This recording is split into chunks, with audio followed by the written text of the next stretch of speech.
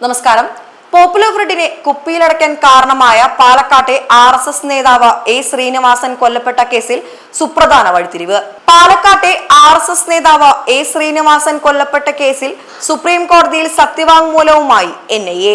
കേസിന്റെ അന്വേഷണം UAPAയുടെ പരിധിയിൽ വരുമെന്നാണ് NIA IG സത്യവാങ്മൂലം നൽകിയിരിക്കുന്നത്. NIA അന്വേഷണത്തിനെതിരായി കേസിലെ പ്രതിയായ കരമന അഷ്റഫ് മൗലവി നൽകിയ ഹർജിയിലാണ് NIA സത്യവാങ്മൂലം സമർപ്പിച്ചിരിക്കുന്നത്. RSS നേതാവ് A ശ്രീനിവാസന്റെ കൊലപാതകത്തിന്റെ പിന്നിൽ വലിയ ഗൂഢാലോചനയാണ് നടന്നിട്ടുള്ളത്. ജനാധിപത്യപരമായി തിരഞ്ഞെടുക്കപ്പെട്ട സർക്കാരിനെ അട്ടിമറിക്കുക എന്നുള്ളതാണ് പോപ്പുലർ ഫ്രണ്ടിന്റെ അജണ്ട. ഇതിനെ തടസ്സവുമായി നിൽക്കുന്നവരെ ഉന്മൂലനം ചെയ്യുക എന്നുള്ളതാണ് പോപ്പുലർ ഫ്രണ്ടിന്റെ രീതി എന്നും NIA സുപ്രീം കോടതിയിൽ അറിയിച്ചു.